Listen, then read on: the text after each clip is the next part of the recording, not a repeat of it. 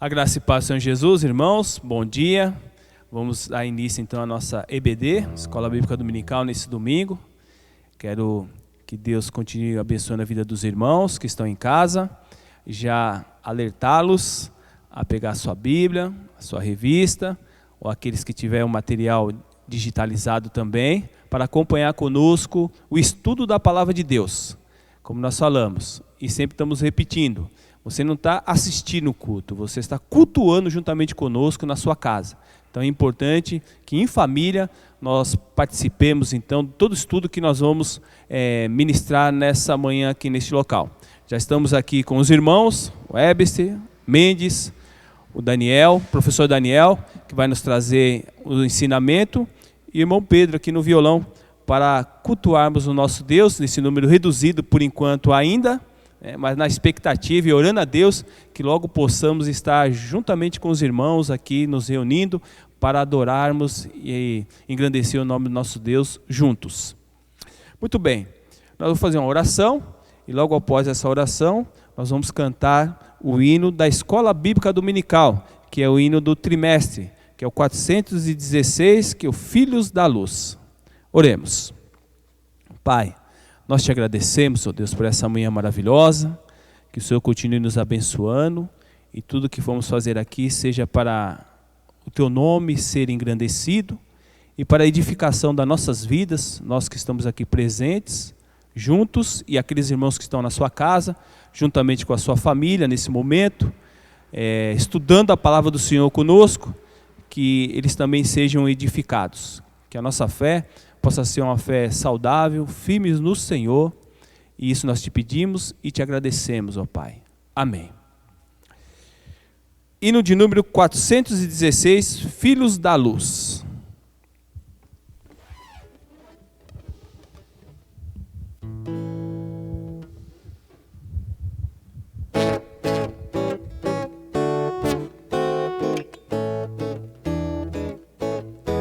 Filhos da luz, que desfrutais perdão, amados do Senhor, erguei-vos com fervor e retidão, vivei para seu louvor, conforme a glória desta herança, marchai com toda a confiança, marchai com toda a confiança, andando em luz, filhos da luz, em santidade e paz, vós precisais andar, pedindo auxílio estável e eficaz, pois tendes de lutar contra inimigos arrojados, deveis estar bem preparados,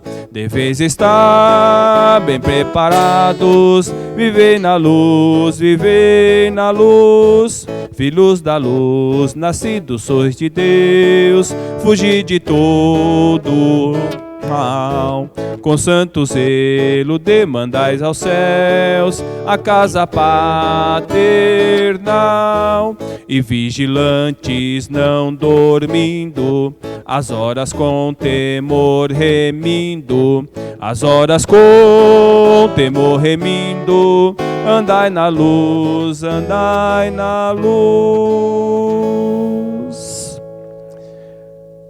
Vamos fazer a leitura do texto áureo, e o tema da nossa lição nessa manhã é liberdade cristã. E o texto áureo está em Gálatas capítulo 5, no verso de número 1. Gálatas 5, 1. Liberdade cristã. Gálatas 5:1 vai nos dizer assim: estais por firmes na liberdade com que Cristo nos libertou, e não torneis a meter-vos debaixo do jugo da servidão. Vamos repetir? Estais, pois, firmes na liberdade com que Cristo nos libertou, e não torneis a meter-vos debaixo do jugo da servidão. Liberdade cristã. É esse tema, essa lição que o professor Daniel vai nos trazer nesta manhã. Vamos cantar mais um hino, antes de passarmos ao professor Daniel. Hino de número 73.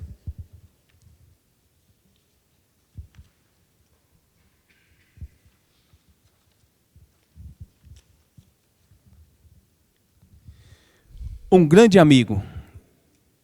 73.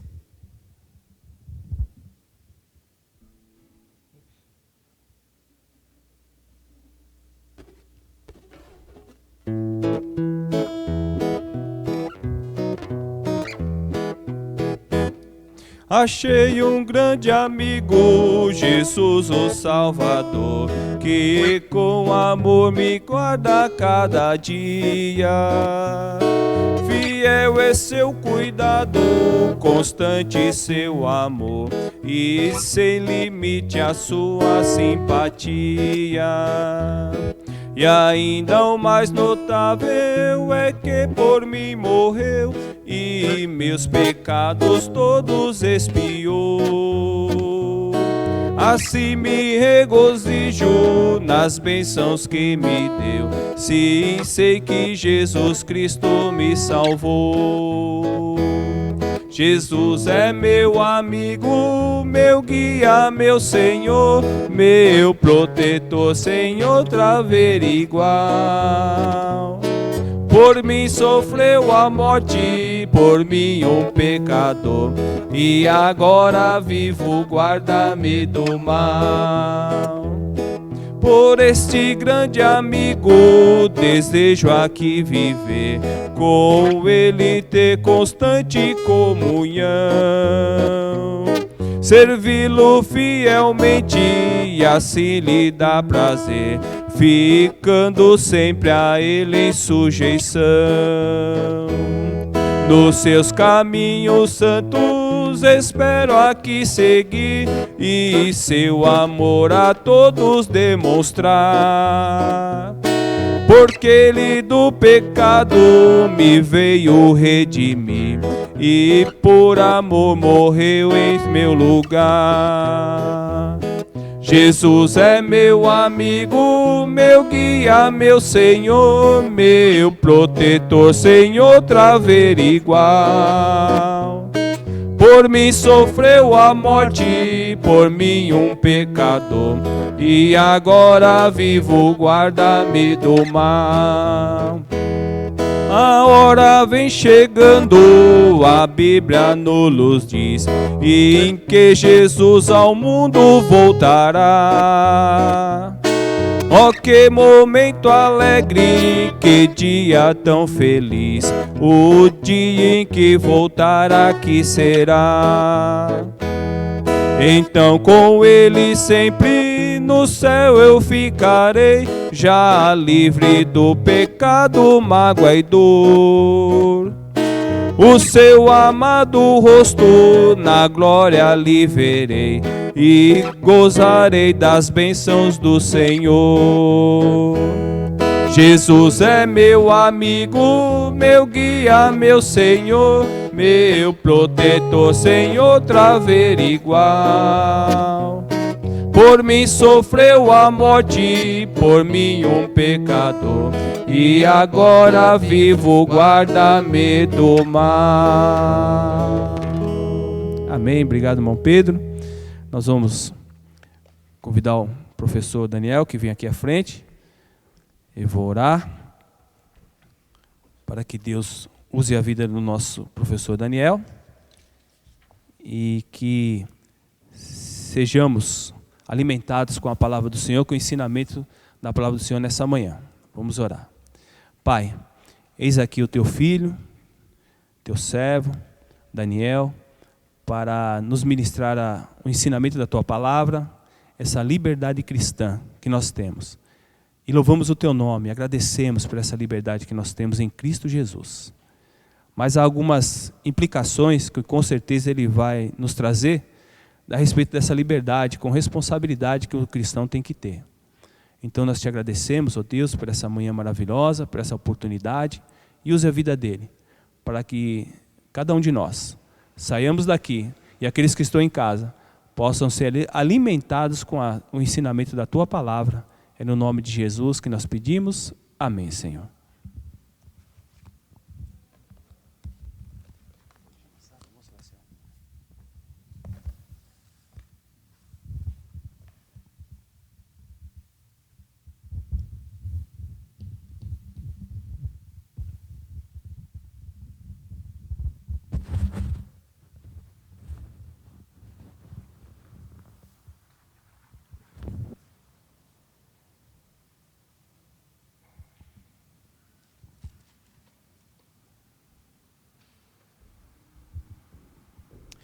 Bom dia a todos os irmãos, que a paz do nosso Senhor Jesus esteja com todos.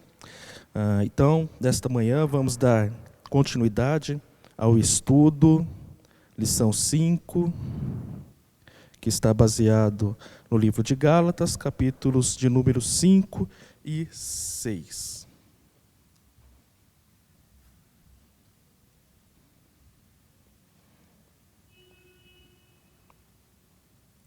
Então, dando continuidade,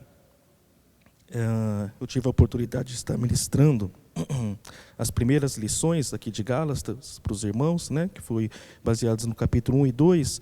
Então, agora dando continuidade, nós vamos continuar expondo o texto a partir do capítulo 5, como nos foi proposto nessa lição.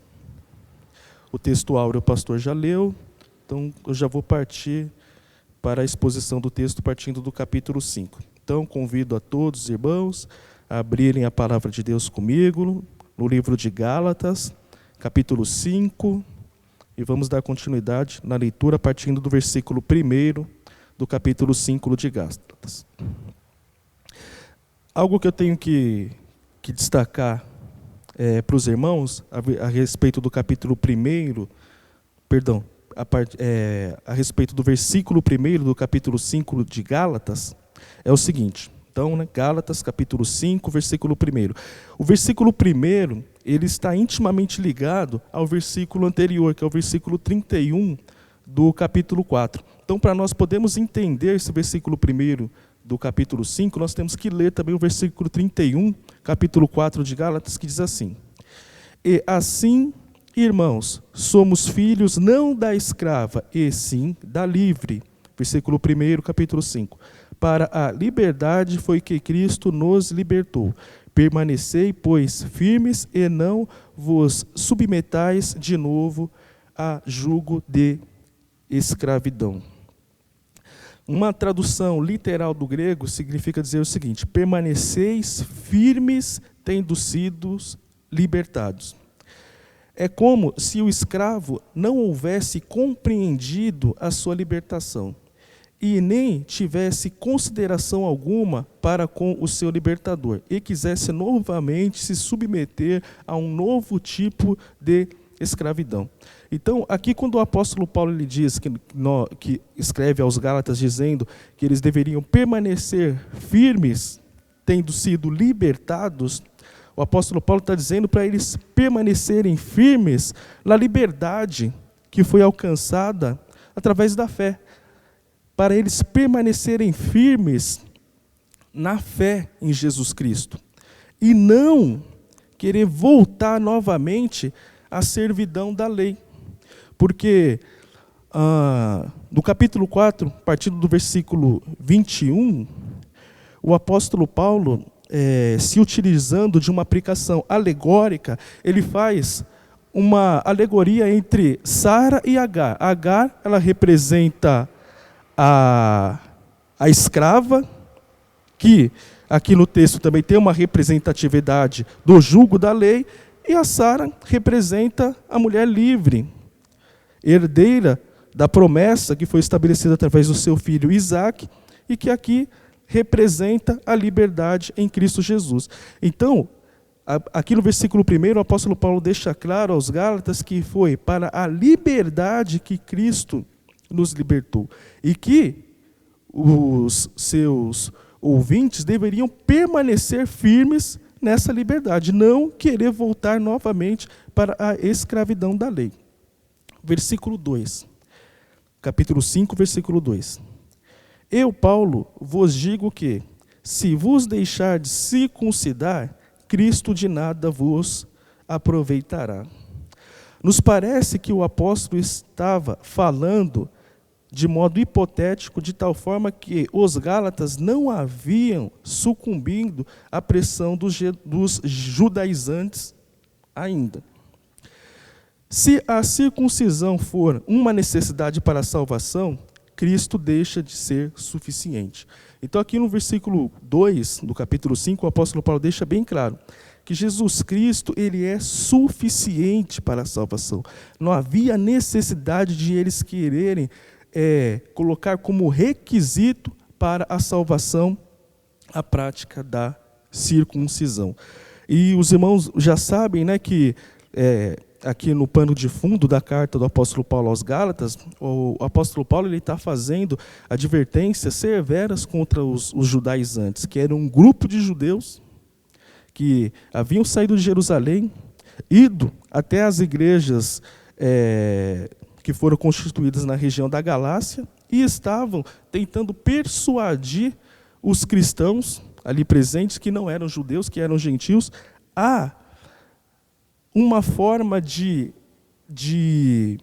vida cristã que mesclasse o judaísmo com o cristianismo, tentando fazer com que eles voltassem a algumas observâncias da lei e também tentando fazer com que eles seguissem a doutrina deles, que basicamente era que para você ser salvo, a fé não era suficiente.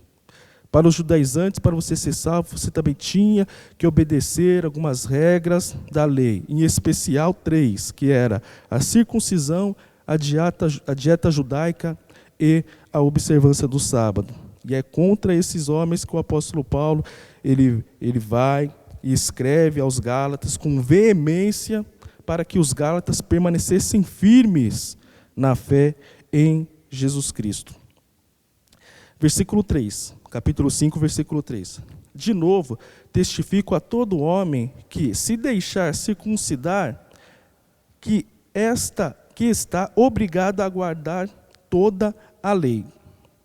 Então aqui, o apóstolo Paulo está dizendo o seguinte, olha, se você se deixar circuncidar, então é obrigação sua guardar toda a lei. Não é para guardar somente a circuncisão, ou somente a circuncisão, a dieta judaica, e que é a abstenção de alguns alimentos, e a guarda do sábado. Você quer guardar toda a lei. Se você quer se circuncidar, então é sua obrigação guardar toda a lei. Por quê? Porque a Bíblia nos ensina de uma forma bem clara que é impossível o homem guardar toda a lei, seguir rigorosamente todos os preceitos da lei. Versículo 4. De Cristo vos desligardes, vós que procurais justificar-vos na lei, da graça decaíste. Então aqui o apóstolo Paulo deixa bem claro o seguinte, que se eles optassem em buscar a justificação que vem através da prática da lei, então eles estavam se desligando da justificação que vem através de Jesus Cristo, que é a justificação da graça, é a justificação que vem por intermédio da fé em Jesus Cristo. Versículo 5. Porque nós, pelo Espírito, aguardamos a esperança da justiça que provém da fé. Aguardamos aqui, Paulo fala na primeira pessoa. Ele tinha uma forte certeza de que estava zelosamente antigozando a plena posse daquela justiça que herdara pela fé. A referência é ao fim do século, quando Deus pronunciará o veredicto final sobre a absolvição dos cristãos e eles experimentarão completamente as bênçãos da eternidade. Então aqui no versículo 5, o apóstolo Paulo ele fala na primeira pessoa e ele deixa bem claro que ele tinha uma esperança, que ele, no presente momento, ele estava vivendo um antigozo, daquela alegria que nós iremos experimentar no futuro, quando nós estivermos com o nosso Senhor, que ocorrerá no fim dos tempos. Versículo 6. Porque em Cristo Jesus, nem a circuncisão, nem a incircuncisão tem valor algum, mas a fé que atua pelo amor. Aqui Paulo está em harmonia com o Tiago, que diz que a fé é acompanhada por obras. Aqui Paulo entende que a fé funciona através da agência do amor. Então, para o apóstolo Paulo aqui, a fé ela funciona através da agência do amor. Juntamente com a fé vem o amor. Versículo 7. Vós corrieis bem. Quem vos impediu de continuardes a obedecer à verdade? Então, aqui no versículo 7, o apóstolo Paulo está dizendo o seguinte: esse corrieis está no passado. Eles tinham iniciado a sua carreira de uma forma boa. Mas, infelizmente, agora, alguns estavam sendo impelidos a deixar a verdade que eles haviam recebido do apóstolo Paulo no início. Porque os judaizantes, eles chegavam de uma forma devagar, eles chegavam de uma forma, de uma forma meio que tranquila, aos poucos, tentando fazer com que os crentes da Galácia, eles abandonassem a salvação pela fé, eles abandonassem os rudimentos que o apóstolo Paulo estabeleceu. Então eles chegavam aos poucos dizendo o seguinte: olha, quem que foi que fundou essas igrejas aqui? Foi o apóstolo Paulo. Que bom, o apóstolo Paulo, ele é um bom homem, ele é um homem de Deus. Só que tem uma coisa: o evangelho que ele ensinou para vocês foi um evangelho incompleto. Ele não ensinou tudo para vocês. O que foi que ele ensinou? Ele ensinou que a justificação é a salvação pela fé. Então, foi incompleto. Entendeu? Ele deixou de completar os requisitos da salvação, que para a salvação você tem que crer em Jesus Cristo, mas você também tem que ser circuncidado e tem que observar algumas regras da lei de Deus que foi estabelecida por Moisés. Então eles chegavam aos poucos, mas a intenção deles estava completamente fora dos propósitos de Deus, estava completamente fora do evangelho que Jesus Cristo trouxe para nós, estava completamente fora das boas notícias que os apóstolos foram incumbidos de nos anunciar. E quando aquelas pessoas tentavam resistir, eles passavam para uma abordagem mais abrupta. Falavam: olha, vocês têm que esquecer o seguinte, olha, nós estamos vindo de Jerusalém, nós temos cartas aqui de pessoas que nos autorizaram a evangelizar vocês, e o apóstolo Paulo, que evangelizou vocês, ele não faz parte dos 12, entendeu? Então, sei lá, eu acho que vocês deveriam tomar um pouco de cuidado. Daí o motivo pelo qual, no início da epístola, o apóstolo Paulo ele faz uma defesa enérgica do seu apostolado, e também em diversos versículos ele se preocupa em dizer que ele havia sido reconhecido também pelos líderes de Jerusalém, através do concílio, que está registrado lá em Atos capítulo 15, onde houve um acordo entre eles, onde Pedro e os demais apóstolos, eles ficaram em Jerusalém para lançar o fundamento entre os judeus, e o apóstolo Paulo ele foi enviado para lançar o fundamento da igreja entre os gentios. Avançando, versículo 8. Esta persuasão não vem daquele que vos chama. Então o apóstolo Paulo deixa bem claro, falou assim: olha, essa persuasão não vem da parte de Deus, porque é Deus que nos chama. Versículo 9. Um pouco de fermento leveda toda a massa. Outra advertência aqui do apóstolo Paulo. Ainda que eles chegam devagar, com ensinamentos pequenos, esses pequenos ensinamentos, ele tem o poder de trazer uma grande destruição para a vida de vocês. Versículo 10. Confio de vós no Senhor, que não alimenteis nenhum outro sentimento, mas aquele que vos perturba, que seja ele quem for, sofrerá a condenação. A palavra de condenação aqui refere-se, evidentemente, ao julgamento de Deus sobre aqueles que estavam querendo impor o jugo do legalismo sobre os cristãos de Gálatas. Versículo 11. Eu, porém, irmãos, se ainda prego a circuncisão, por que continuo sendo perseguido? Uma pergunta. Logo, está desfeito o escândalo da cruz. A cruz de Cristo, infelizmente, ela veio a se tornar uma pedra de tropeço para os judeus que não aceitavam o fato do seu Messias vir a sofrer a ignomia da cruz. Para os judeus, o fato do seu Messias ter sido crucificado era um absurdo para eles. Eles não aceitavam isso de forma alguma. E é interessante observar que na parte A do versículo 11, o apóstolo Paulo diz: se ainda prego a circuncisão, por que continuo sendo perseguido. Então ele deixa bem claro, fala, eu não estou pregando a circuncisão, eu estou pregando a liberdade que há em Cristo Jesus. E essa liberdade que o apóstolo Paulo fala, ele se refere à liberdade que nós temos, que nós adquirimos através da fé, que nos dissocia do jugo da lei. Nós não estamos mais debaixo do jugo da lei, porque nós fomos libertos, nós estamos livres em Cristo Jesus. Não temos mais sobre as nossas costas a carga e o jugo da lei. Versículo 12, aqui o apóstolo Paulo ele é um tanto quanto irônico, né? Aqui o apóstolo Paulo diz o seguinte: tomara até se mutilassem os que vos incitam à rebeldia. A expressão demonstra total repulsa por parte de Paulo. Aqui Paulo está sendo irônico por conta da alta estima que os judaizantes tinham pela circuncisão. Versículo 13.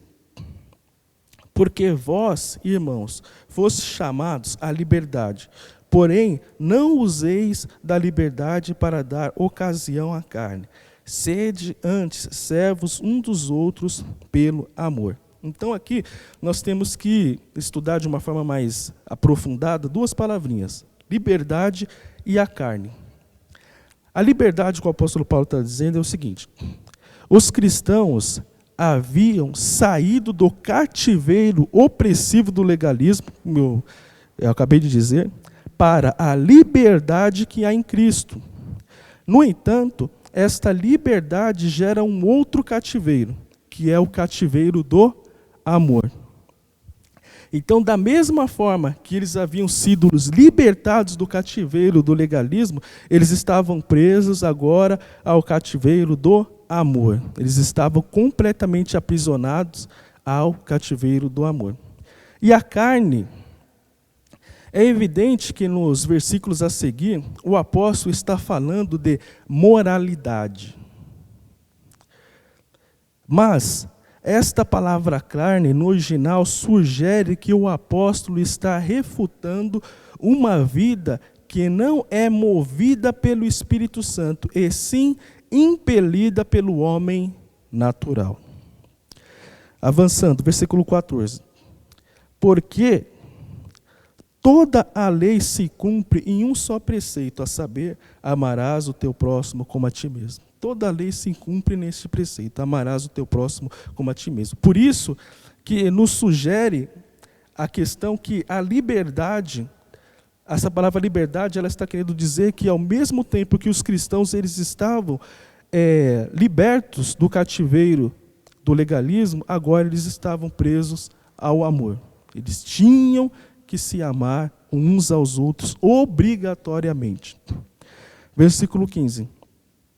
Se vós, porém, vos mordeis e devorais uns aos outros, vede que não sejais mutuamente destruídos. Né? Mais uma advertência aqui do apóstolo Paulo à falta de amor. Versículo 16. Digo, porém, andai no Espírito, e jamais satisfareis a concupiscência da carne. Então aqui, o apóstolo Paulo está dizendo o seguinte: digo, porém, andai no Espírito. Esse no, aqui, andai no Espírito, no original, ele pode ser traduzido com. Embora o andar aqui, esse andar aqui no original, ele também nos remete a uma palavra que ela está ligada ao andar físico, mas andar com o Espírito. E o jamais é uma palavra assim que ela demonstra a negativa máxima. Nunca satisfareis a concupiscências da carne. Versículo 17. Porque a carne milita contra o Espírito, e o Espírito contra a carne, porque são opostos entre si, para que não façais o que porventura seja do vosso querer. É interessante observar aqui que o apóstolo Paulo deixa bem claro. Eles são opostos entre si, a carne e o Espírito. A carne milita contra o Espírito e o Espírito milita contra a carne. Para que não façais o que porventura seja do vosso querer. Então aqui podemos entender que o apóstolo está falando que a militância do Espírito é para que a carne, ou seja, os desígnios do homem natural, não sejam estabelecidos. E a militância da carne é para que os desígnios do Espírito não sejam estabelecidos. Então a carne está lutando para que os desígnios do Espírito não sejam estabelecidos na vida do cristão. E o Espírito, ao mesmo tempo, está lutando para que os desígnios da carne, os desígnios do homem natural, não sejam estabelecidos na vida do cristão.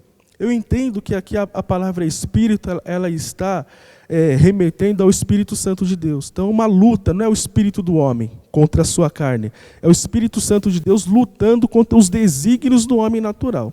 O Espírito Santo lutando para que os desígnios do homem natural não sejam estabelecidos na sua vida e os desígnios do homem natural lutando contra o Espírito Santo de Deus para que os desígnios do Espírito Santo não sejam estabelecidos na vida do homem. Por isso que essa palavrinha tão pequenininha que andai no Espírito, no original, ela significa andai com o Espírito. Andai sobre a direção do Espírito. Porque o Espírito Santo de Deus, ele está numa guerra acirrada contra os desígnios do homem natural, para que os desígnios do Espírito Santo de Deus venham a ser estabelecidos na sua vida. Versículo 18 diz o seguinte: mas, se sois guiados pelo Espírito, não estais sob a lei. Os que são guiados pelo Espírito farão livremente o que é certo, e não por obrigação da lei. Então, ao mesmo tempo que nós não estamos mais sobre o jugo da lei, né? O apóstolo Paulo dizendo, olha, vocês não estão mais sob o jugo da lei, vocês não estão mais debaixo do legalismo.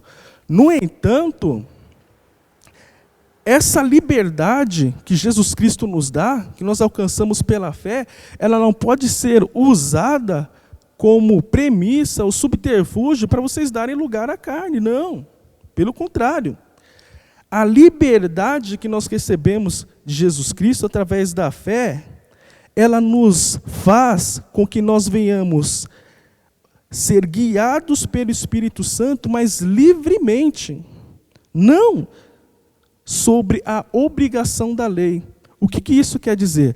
Uma pessoa, quando ela é guiada pelo Espírito Santo de Deus, ela tem o prazer de fazer a vontade de Deus.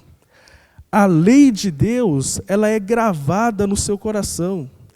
Ela, de uma forma natural, ela age naturalmente em conformidade com a lei de Deus. Quando uma pessoa ela é guiada pelo Espírito Santo de Deus, naturalmente ela cumpre os requisitos morais que a lei nos traz. Ela vai ser uma pessoa que naturalmente ela vai andar segundo os propósitos e os desígnios de Deus. Diferentemente de uma pessoa quando ela se deixa levar pelos desígnios do homem natural. Então, nós temos liberdade, sim, mas não é a liberdade para pecar, não é essa liberdade que Jesus nos deu. Jesus nos deu liberdade no que diz respeito que nós não estamos mais debaixo do jugo da lei. No entanto, é nossa obrigação buscar ser guiados pelo Espírito Santo de Deus, porque quando nós somos guiados pelo Espírito Santo de Deus, naturalmente nós vamos obedecer a Deus e levar uma vida ética e moral que venha agradar o coração de Deus. Avançando, versículo 19, diz assim: ora, as obras da carne são conhecidas e são prostituição, impureza e lascívia. Então aqui, as obras da carne, elas podem ser categorizadas aqui como pecados da carne, no versículo 19. Então aqui no versículo 19, categorizando as obras da carne, nós temos 3 pecados da carne, que é a prostituição, a impureza e a lascívia. Partindo do versículo 20, nós temos pecados ligados à religião pagã, que são os 2 primeiros, que é a idolatria e a feitiçaria. Os demais pecados, até o segundo pecado depois do versículo, os demais pecados, né, que começa com inimizade, até inveja, que é inimizades, porfias, ciúmes, iras, discórdias, dissensões, facções, invejas, eles são pecados relacionados ao temperamento, humano. E os últimos dois, que é bebedices e glutonarias, do versículo 21, eles são pecados relacionados à embriaguez, né? Então, a bebedices fica bem clara para a gente, o significado dela é glutonaria, é uma palavra que ela tem o significado daquela pessoa que é gulosa. Então, ela está tanto ligada com a bebida como a comida. E é interessante observar que no versículo 21, o apóstolo Paulo deixa bem claro que esse rol é um rol exemplificativo, né? Não é um rol taxativo, onde o apóstolo Paulo diz: e coisas semelhantes a estas, ou seja, isso aqui é um rol exemplificativo, tá? Tem mais coisas, a respeito das quais eu vos declaro, como já outrora vos preveni, que não herdarão o reino de Deus o que tais coisas praticam. Versículo 22. Mas o fruto do Espírito é amor, alegria, paz, longanimidade, às vezes a língua trava, né? Benignidade, bondade, fidelidade, mansidão, versículo 23, mansidão, domínio próprio. Contra essas coisas não há lei. Aqui no versículo 22, estão listadas as virtudes do Espírito, do fruto do Espírito, né, que vão até o versículo 23. Essas virtudes são caracterizadas como fruto em contraste a obras. Somente o Espírito Santo pode produzi-las, e não nossos próprios esforços. Um outro contraste é que, enquanto as obras da carne são mais de uma, o fruto do Espírito é um e indivisível. Quando o Espírito controla completamente a vida de um crente, ele produz todas essas graças. As três primeiras, que são amor, alegria e paz, dizem respeito à nossa atitude em relação a Deus. Em a segunda tríade, outros três qualidades do fruto do Espírito, que é longanimidade e benignidade e bondade, trata com os relacionamentos sociais, como nós nos relacionamos com as outras pessoas. E os últimos três, que é fidelidade, mansidão e domínio próprio, descreve o grupo de princípios que guiam a conduta de um cristão. E é interessante observar que aqui no versículo 23, o apóstolo Paulo ainda diz: contra essas coisas não há lei. O apóstolo volta ao tema da lei, porque provavelmente tem em mente a insistência dos judaizantes em que um sistema legal é a única maneira de refrear as obras da carne ao condená-las. Então aqui o apóstolo Paulo deixa bem claro, o sistema legal, ele não tem condições de refrear as obras da carne, de refrear as obras do homem natural. A única pessoa que tem condições de refrear as obras do homem natural, de fazer com que nós venhamos ter esse fruto do Espírito, com essas 9 qualidades abundando na nossa vida, é o Espírito Santo de Deus. Mas para isso, nós temos que buscar o Espírito Santo de Deus. E eu achei interessante que o comentário que eu acabei de ler, ele deixa bem claro que somente o Espírito Santo pode produzi-las, e não nossos próprios esforços. Não é obedecendo um conjunto de regras e de leis que nós vamos alcançar o fruto do Espírito Santo de Deus. É somente buscando o Espírito Santo, porque é Ele que pode gerar esse fruto nas nossas vidas. É Ele que pode fazer com que nós venhamos ter essas 9 qualidades do fruto do Espírito abundando nas nossas vidas. E é isso que nós costumamos chamar de estar cheio do Espírito Santo de Deus. É isso que nós costumamos chamar de estar cheio do Espírito Santo de Deus. Mas nós temos que buscar, porque somente o Espírito Santo de Deus que pode fazer este fruto abundar nas nossas vidas. Versículo 24 diz: E os que são de Cristo Jesus crucificaram a carne com as suas paixões e concupiscências.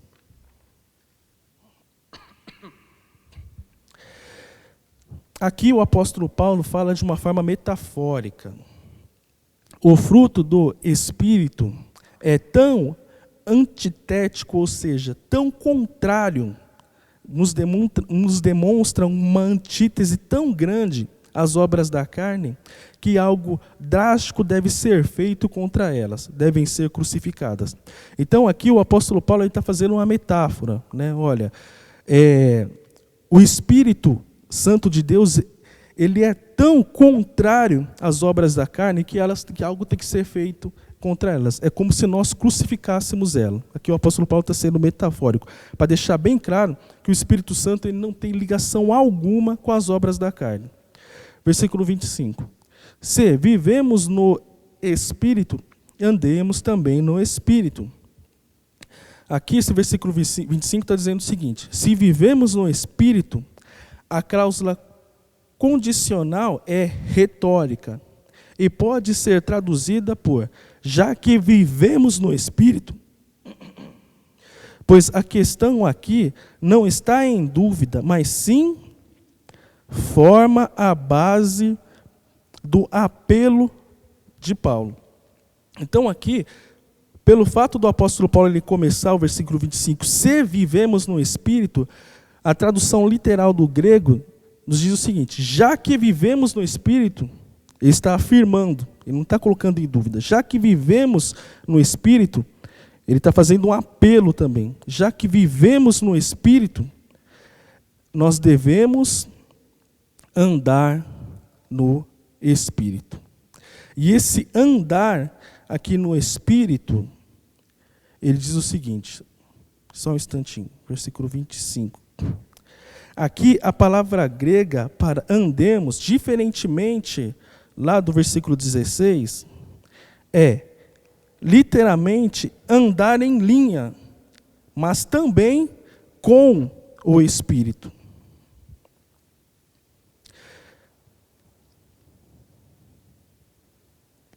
A expressão andemos no Espírito significa seguir ao longo do caminho que Ele estabelece. Ou seja, andar no Espírito significa dizer andar segundo o caminho que o Espírito Santo de Deus estabelece para que nós viemos andar. Mas para isso, tem que buscar o Espírito Santo de Deus. Não tem como, irmãos. Isso é algo que tem que ser buscado da nossa parte. Nós temos que buscar ter comunhão com o Espírito Santo de Deus. Temos que buscar, porque do contrário, como o Espírito e as obras da carne, elas militam uma contra a outra para que uma não venha estabelecer o desejo da outra, nós não buscarmos ter comunhão com o Espírito Santo de Deus, os desígnios do homem natural, eles vão tomar a frente das nossas vidas e nós vamos, infelizmente, acabar andando segundo os desejos e os desígnios do homem natural.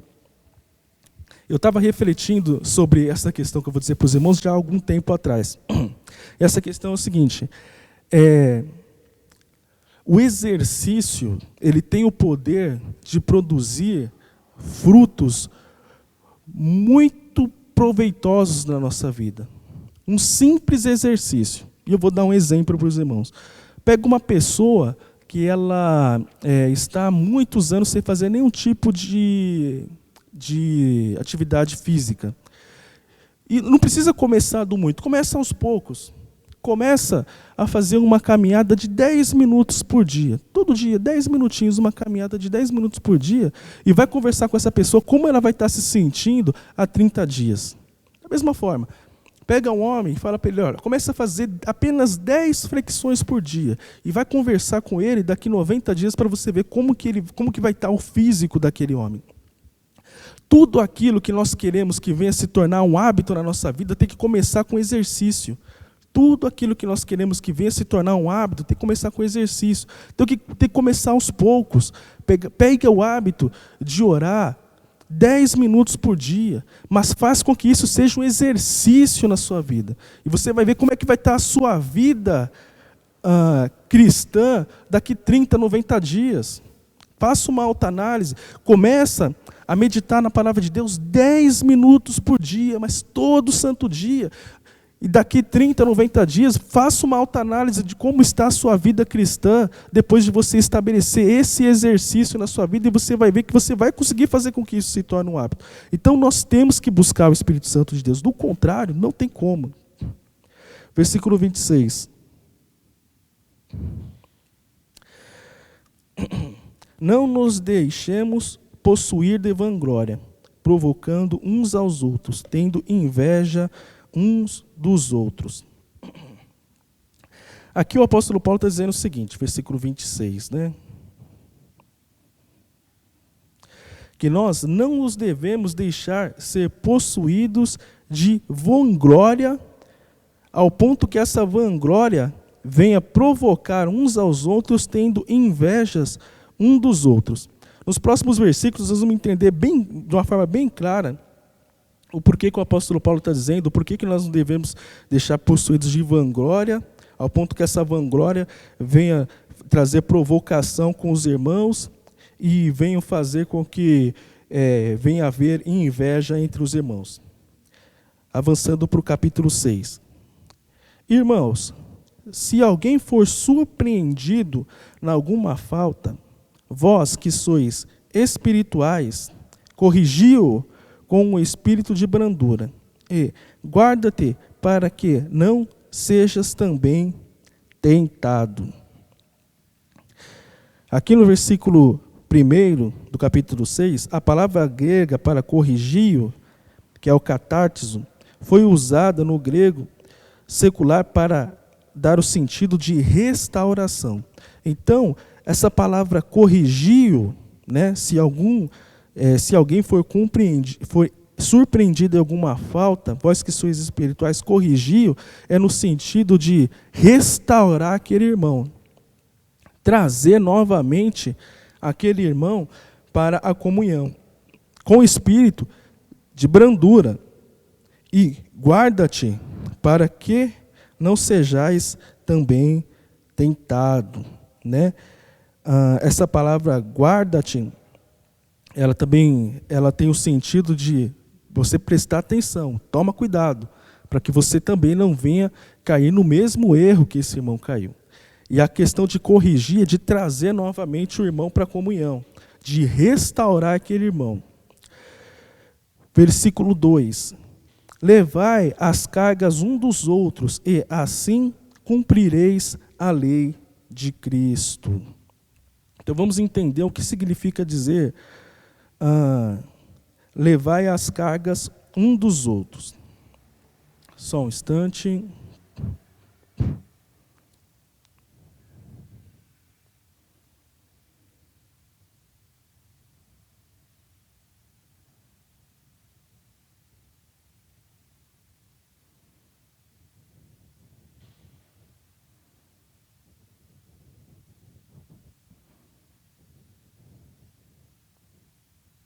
Esse levar a cargas uns dos outros, ela tem o significado de quê? Você ajudar aquele irmão a carregar a sua carga.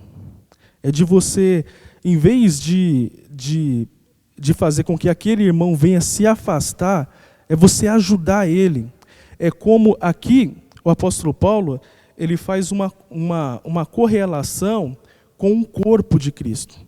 É como se, quando o irmão ele está doente, todo o corpo também estivesse doente. Da mesma forma que se o meu dedo, se eu machucar o meu dedo mindinho, o meu corpo inteiro vai sentir, é o mesmo sentimento que a igreja deve ter. Quando alguém está com dificuldade, é como se toda a igreja também tivesse com dificuldade. Então, todos os irmãos têm a obrigação de procurar ajudar aquele irmão, procurar fazer com que aquele irmão venha a ser restabelecido novamente a comunhão, não afastar aquele irmão da comunhão. E aí é interessante observar o seguinte, que quando nós fazemos isso, não quer dizer que nós estamos sendo coniventes com o pecado. Não, nós não devemos nunca ser coniventes contra o pecado. A igreja ela deve repudiar o pecado, porque Deus abomina o pecado. Mas Deus ele ama também o pecador. Quando o pecador ele tem o desejo, quando o pecador de verdade ele se arrepende e ele tem o desejo de ter a restauração na sua vida, a igreja tem que ajudar, a igreja tem que apoiar para que aquela pessoa venha retornar à comunhão. É como se o problema daquela pessoa fosse o problema da igreja também, como se a igreja abraçasse aquela pessoa e falava: o seu problema também é o meu problema, porque nós somos um corpo, nós não somos um organismo dividido, não. Nós somos um organismo orgânico. Quando o apóstolo Paulo ele diz que a igreja ela é semelhante ao corpo, ele está dizendo que da mesma forma que o nosso corpo ele é um organismo, que cada membro do nosso corpo ele trabalha de forma conjunta e em cooperação para a manutenção, para o bem do corpo, a igreja tem que agir da mesma forma. Cada membro do corpo ele é importante para o corpo. Então, é nesse sentido que o apóstolo Paulo diz que levai as cargas um dos outros e assim cumprireis a lei de Cristo. Só um instante.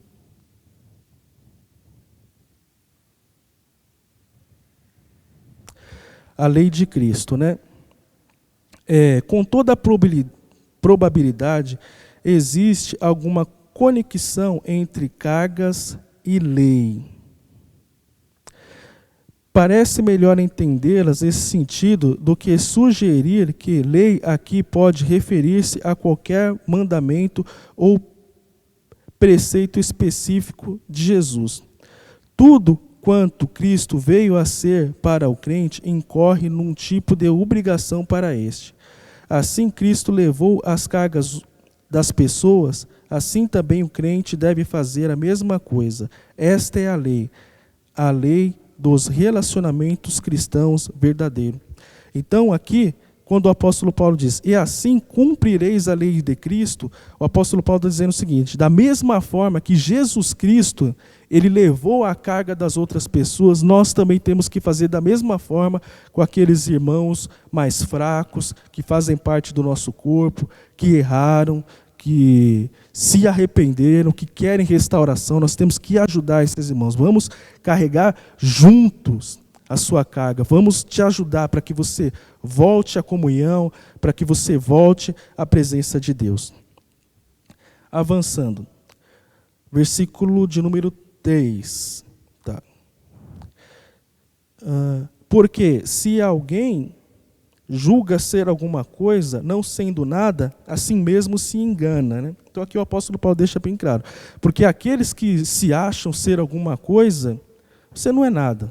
E você querer fundamentar isso, né, continuar nessa premissa, você vai estar simplesmente se iludindo. Versículo 4. Mas prove cada um o seu labor, e então terá motivo de gloriar-se unicamente em si, e não em outro. Seu labor. Cada indivíduo deve concentrar-se na sua própria obra e não na dos outros. Então aqui quando o apóstolo Paulo lhe diz, aqui no versículo 4, cada um prove o seu labor, ele está dizendo que cada um deve se concentrar nas suas próprias obras, não ficar observando as obras dos outros. O terá motivo de gloriar-se unicamente, ele diz o seguinte, só um instante.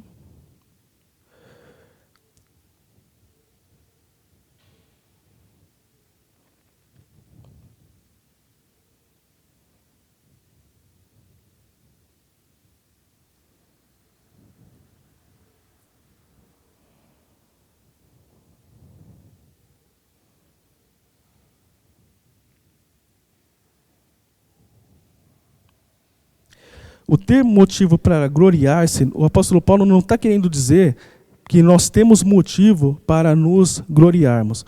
O apóstolo Paulo está dizendo o seguinte, que nós devemos fazer uma introspecção da nossa vida, e se porventura nós, através dessa introspecção, nós chegamos à conclusão que nós estamos seguindo os preceitos de Deus, estamos levando uma vida correta aos olhos de Deus e aos olhos da palavra de Deus, tudo bem, está correto. Mas eu não devo me utilizar dos defeitos dos meus irmãos ou daquele que está passando por um momento de dificuldade para mim me gloriar. É por isso que o apóstolo Paulo diz, mas cada um prove o seu labor, olha para a sua vida, e então terá motivo de gloriar-se unicamente em si e não no outro. Então aqui não é que, se você olhar para a sua vida e você ver que você está vivendo em conformidade com a palavra de Deus, não é que você vai ter motivo para gloriar-se. Porque o texto é bem claro, desde o capítulo 5, que se houver alguma coisa de bom na nossa vida, ela é obra do Espírito Santo de Deus. E essa expressão serve unicamente para você saber que você está andando bem, para continuar nesse caminho. Agora, o que nós não devemos fazer? Quando nós olharmos para nós, fazemos uma introspecção, nós não podemos olhar para aquele irmão mais fraco, ou aquele irmão que está em dificuldade, ou aquele irmão que até caiu em algum erro, e eu estabelecer um padrão para a minha vida através daquele irmão mais fraco, ou através daquele irmão que errou. Não. Eu tenho que fazer uma introspecção e olhar única e exclusivamente para a minha vida. Versículo 5. Porque cada um levará o seu próprio fardo. De muitas maneiras, este versículo fornece a chave do versículo 2. Porque somente aqueles que conhecem a medida das suas próprias fraquezas estão qualificados para compartilhar dos fardos dos outros.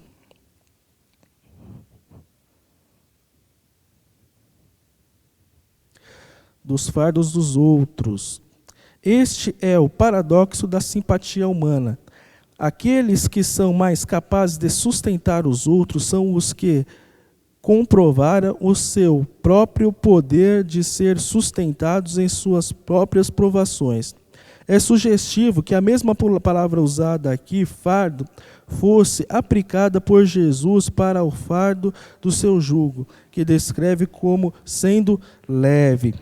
Então, quando o versículo 5 diz, porque cada um levará o seu próprio fardo, ele está dizendo o seguinte, existem pessoas que por ele conhecer as suas fraquezas, por ele conhecer as suas limitações, por ele conhecer momentos na vida dele em que ele precisou de ajuda, em que outras pessoas o ajudaram a carregar o seu fardo, ele vai se tornar uma pessoa que ele vai ter condição não somente de carregar o seu fardo por ele conhecer as suas fraquezas, mas também ajudar aqueles que também têm o seu fardo para carregar e não estão conseguindo, não estão tendo forças. Então, são esses tipos de pessoas que o apóstolo Paulo ele recomenda aqui na sua carta aos Gálatas, que nós também devemos ser. Ser pessoas que nós reconhecemos a nossa fraqueza, que nós venhamos ter condições de carregar o nosso fardo e também ajudar os mais fracos com o seu fardo. Versículo 6. Mas aquele que está sendo instruído na palavra, faça participante de todas as coisas boas aquele que o instrui. Então, a partir agora do versículo 6, o apóstolo Paulo ele começa a falar a respeito da ceifa e de semear e de ceifar, né? Aqui, logo no versículo 6, o apóstolo Paulo diz, né, mas aquele que está sendo instruído na palavra, faça participante de todas as coisas boas aquele que o instrui. Aqui o apóstolo Paulo está falando a respeito da participação que o aluno tem que ter na manutenção do sustento do seu instrutor, do seu professor ou dos seus líderes espirituais. Talvez o que o apóstolo Paulo tenha em mente aqui é o seguinte, que como os cristãos da Galácia, eles eram outrora pagãos, eles não tinham o costume de sustentar os seus professores, os seus instrutores. Versículo 7. Não vos enganeis, de Deus não se zomba, pois aquilo que o homem semear, isso também ceifará. Então, aqui no versículo 7, para nós podermos compreender, temos que ler o 8 também. Porque o que semeia para a sua própria carne, da carne colherá corrupção. Mas o que semeia para o Espírito, do Espírito colherá vida eterna. Então aqui nós temos dois paralelos que o apóstolo Paulo faz. O primeiro é no que diz respeito à carne e à corrupção.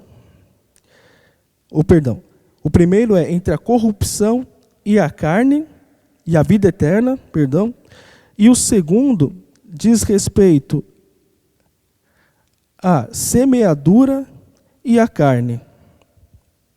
Então, o primeiro diz a carne e a semeadura, e o segundo a corrupção e a vida eterna.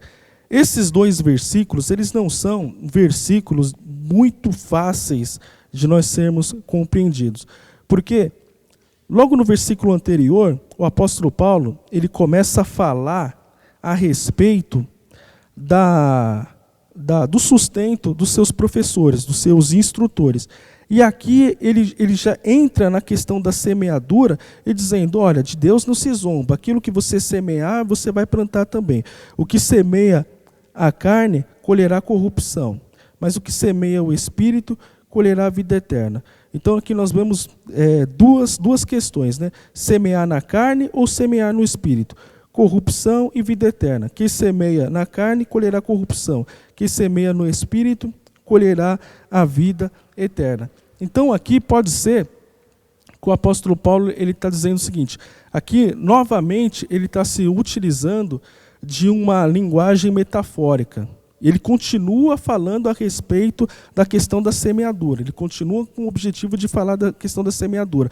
Mas como ele já vem tratando a questão das obras da carne, as obras do Espírito, que as obras da carne vão levar para a corrupção e as obras do Espírito vão levar para a vida eterna, aqui ele aproveita dessa analogia para deixar bem claro que aqueles que semearem coisas boas vão ter boas respostas da sua semeadura. E aqueles que não semearem ou semearem para a carne também vão ter a sua devida resposta da sua semeadura.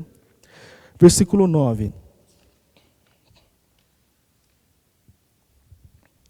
E não nos cansemos de fazer o bem, porque a seu tempo ceifaremos, se não desfalecermos. Então aqui o apóstolo Paulo está falando da semeadura. Não cessamos de fazer o bem, nós devemos continuar fazendo o bem, porque ao seu tempo nós vamos ceifar, se não desfalecermos. Talvez o apóstolo Paulo tenha em mente aqui o calor escaldante da lavoura, né? Porque aquela pessoa que está ali lavorando a terra, tem que continuar lavorando a terra até o final, na esperança de, no futuro, colher os frutos da sua semeadura. Não se cansar por conta do sol e de tudo aquilo que tenta fazer o trabalhador parar. Versículo 10. Por isso, enquanto tivermos oportunidade, façamos o bem a todos, mas principalmente aos da família da fé. Então aqui fica bem claro o versículo 10, né? Fazemos o bem a todos, mas principalmente aos da família da fé. Versículo 11. Vede com que letras grandes vos escrevi de meu próprio punho. Então aqui talvez o apóstolo Paulo aqui ele faz a conclusão da epístola, né? Aqui nós temos duas possibilidades assim que eu gostaria de trazer para os irmãos, né? A primeira é, talvez uma outra pessoa estava escrevendo para o apóstolo Paulo estava ditando, e aquela pessoa estava escrevendo, e ele falou assim, agora no final, ele mesmo pegou a pena da mão daquela pessoa e começou a escrever, ou uma segunda hipótese, que o apóstolo Paulo aqui, de fato, ele escreveu com letras grandes para enfatizar o final da sua epístola. E ele diz, versículo 12, todos os que querem ostentar-se na carne, estes vos constrangem a vos circuncidades, somente para não serem perseguidos por causa da cruz de Cristo. Então aqui o apóstolo Paulo deixa bem claro, fala o seguinte, olha, o objetivo dos judaizantes é fazer com que vocês venham se circuncidar, porque eles querem viver um cristianismo dividido, né? É como se eles quisessem ser aquele famoso politicamente correto. Eles querem viver o cristianismo, mas junto com o judaísmo. Eles queriam fazer uma mescla do cristianismo de Jesus Cristo e unir ele junto com o judaísmo, de tal forma que eles não iriam deixar Jesus de fora. Não, eles iam continuar respeitando Jesus Cristo, mas eles também queriam que aquelas pessoas observassem as obras da lei, como a circuncisão e tudo aquilo que o judaísmo traz. Por quê? Porque eles queriam parar com a perseguição dos judeus. Porque a partir do momento que um judeu ele aceitava Jesus Cristo como único e suficiente salvador da sua vida, é como se a vida dele acabasse. Nenhum judeu mais iria fazer negócio com ele, nenhum judeu mais iria dar emprego para ele. Se ele fosse inquilino de judeu, o judeu já despejava ele na hora, porque os judeus não tinham associação nenhuma com o cristianismo. Pelo contrário, neste momento eles perseguiam o cristianismo. Versículo 13. Pois nem mesmo aqueles que se deixam circuncidar guardam a lei. Antes, querem que vos circuncideis para se gloriarem na vossa carne. Por quê? Porque eles queriam trazer o máximo de pessoas possível para esse evangelho dividido, né, entre o cristianismo e o judaísmo, o máximo pessoas para depois eles poderem se gloriar. Falar, olha, o tanto de pessoas que nós estamos convertendo para esse novo evangelho que não era outro, né? Mas, 14, mas longe esteja de mim gloriar-me, senão na cruz de nosso Senhor Jesus Cristo, pela qual o mundo está circuncidado para mim e eu para o mundo. Aqui o apóstolo Paulo está dizendo o seguinte, né, longe de mim gloriar-me, senão na cruz de nosso Senhor Jesus Cristo, para o qual o mundo está crucificado para mim e eu para o mundo.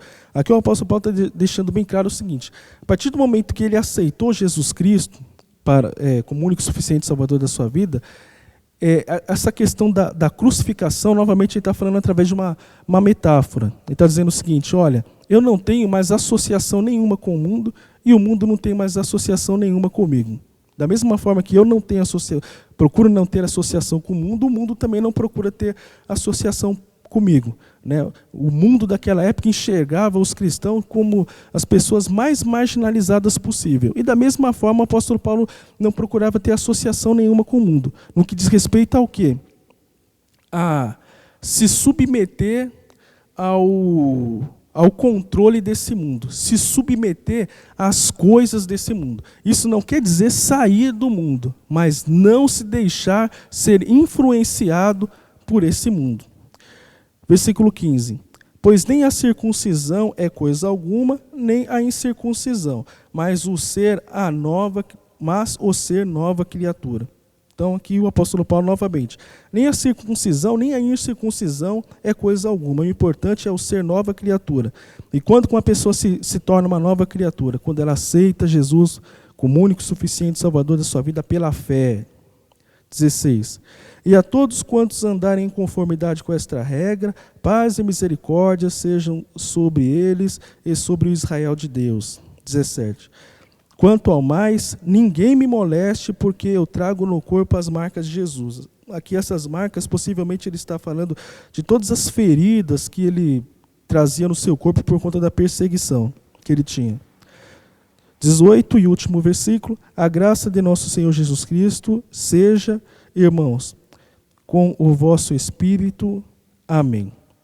Então aqui eu concluí, né, a leitura do capítulo 5 e do capítulo 6 da carta do apóstolo Paulo aos Gálatas, cujo autor da nossa revista ele colocou, né, como a liberdade cristã. Então, aqui o apóstolo Paulo ele deixa bem claro que nós estamos livres em Jesus Cristo, mas não livres para andar segundo os desígnios da carne.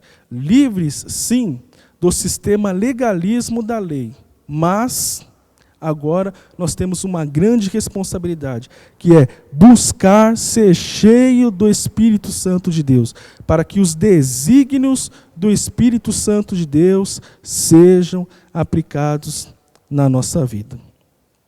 Eu agradeço a atenção de todos, que Deus continue abençoando a vida dos irmãos.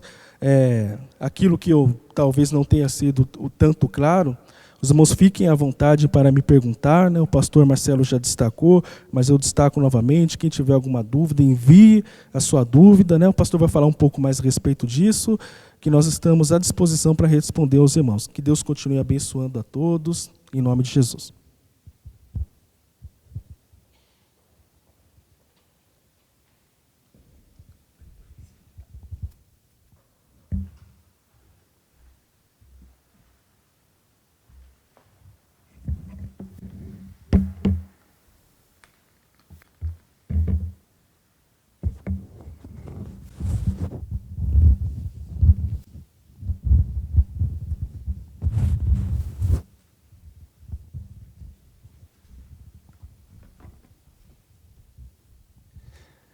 Agradecemos a Deus por esse rico ensinamento, nossa liberdade cristã. Isso nos dá muita alegria. Cristo nos chamou à liberdade, não à servidão nem escravidão, né? Mas à liberdade. Então, foi muito bom essa lição. E eu estou achando assim, essas lições muito boas, porque outrora parece que tinham 4 capítulos, né? Chegou a lição que tinha 4 capítulos, não é isso? E os professores, então, tinham que empenar no tempo que nós tínhamos para passar esses 4 capítulos aos irmãos. E agora não, essa lição é 2 capítulos, às vezes com 1 e 2 no máximo. Então dá para explanar no tempo, né, hábil, dá para explanar a lição toda. Então achei muito interessante isso. Não sei se mandaram reclamações para lá. Tomara que eles continuem assim, né? E é bom até a gente, viu, Daniel, se puder, mandar esse elogio realmente, né? Porque o tempo é curto, deles continuarem assim, no máximo 2 capítulos, né? Porque isso foi muito bom. A gente pode fazer uma observação da lição anterior, né? Que foi 4, 5, que não dava no nosso tempo, e essa daqui você pode mandar esse elogio então, e quem sabe eles permaneçam fazendo dessa maneira, tá bom? Foi muito bom. Outra coisa, irmãos, hoje estarei das 11 a meio-dia, tá, para entregar as revistas aos irmãos que ainda não pegaram. Então estaremos aqui, tá? Estarei, quer dizer, aqui, das 11 a meio-dia, esperando os irmãos, que tem algumas revistinhas para os irmãos ainda retirarem aqui, tá? Das 11 a meio-dia. E também as perguntas, como o Daniel falou, tá? Se tem alguma pergunta, algumas coisas, você manda para nós no Facebook, e depois então vai chegar até o professor. No próximo domingo, antes de começar a nova lição, nós estaremos então respondendo essas perguntas. Perguntas quais? As 3 primeiras perguntas, porque senão se tiver muitas perguntas não dá, o nosso tempo também é curto. Então as 3 primeiras perguntas vão ser contempladas a serem respondidas no próximo domingo. Então envie sua pergunta, tá? Então seja rápido, e se você tiver então, como são 3 primeiras, então seja rápido lá, manda já no Facebook a sua pergunta, e assim o professor estará respondendo aos irmãos no próximo domingo. Acho que os avisos são esses. Então nós iremos entoar mais um hino, já estamos encerrando a EBD. Iremos entoar mais um hino, o hino de número 75. Irmão, pega o seu cantor na sua casa e vamos entoar esse hino juntos. Hino de número 75.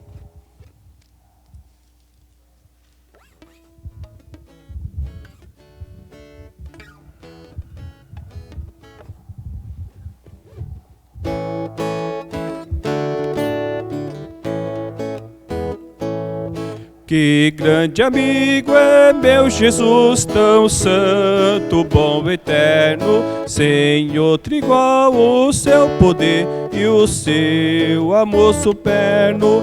Para esta ovelha sem vigor, olhou com simpatia e tua tão bondosa mão serviu bem tão de guia.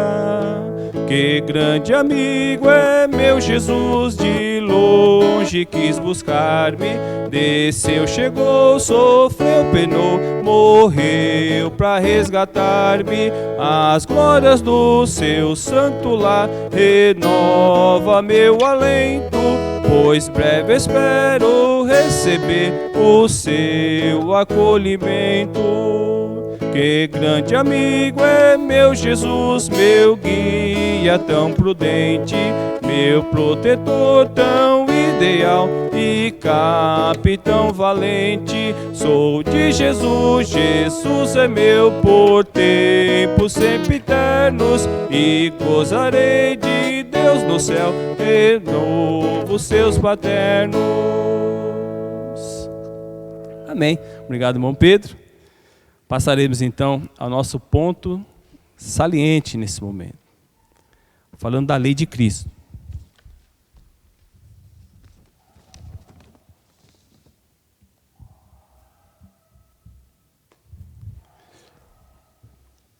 A lei de Cristo.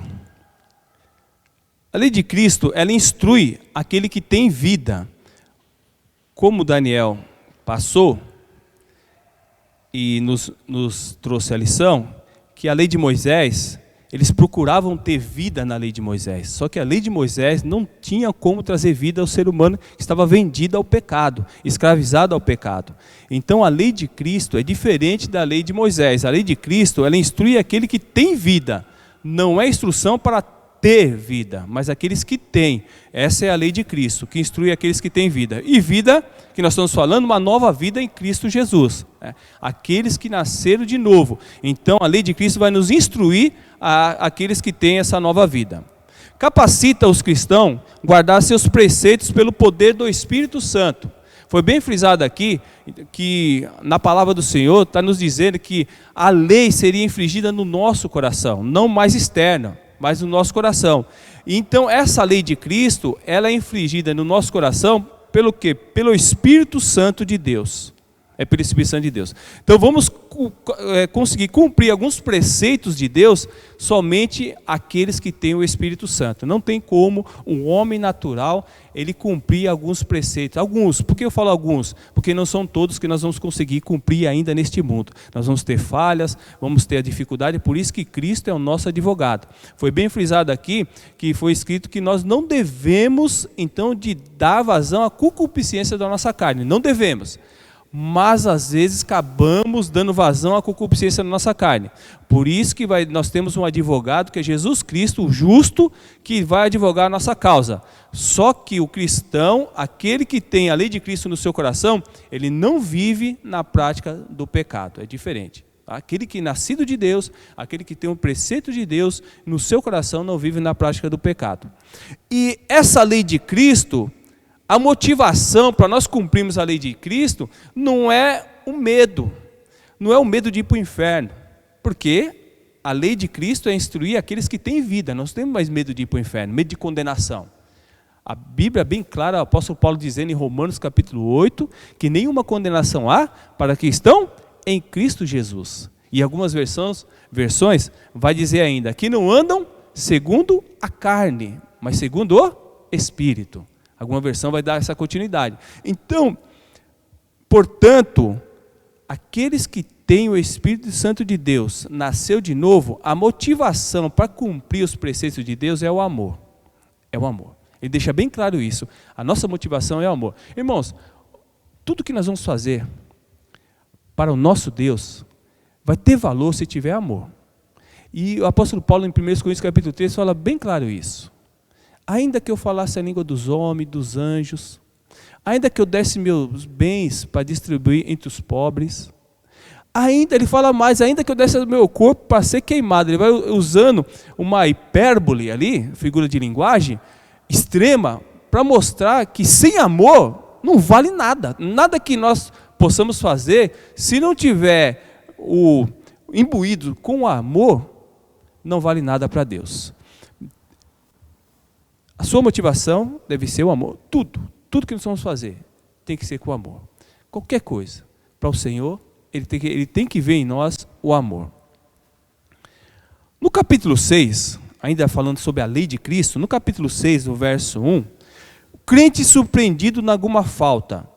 O que é crente surpreendido em alguma falta? O professor, ele falou, mesmo nós tendo o Espírito Santo de Deus, mesmo sendo agora uma nova criatura, nós somos sujeitos a ser surpreendidos em alguma falta, algum erro, algum pecado. Não é viver habitualmente no pecado. A lei de Cristo não nos dá liberdade para vivermos em pecado. Não nos dá essa liberdade.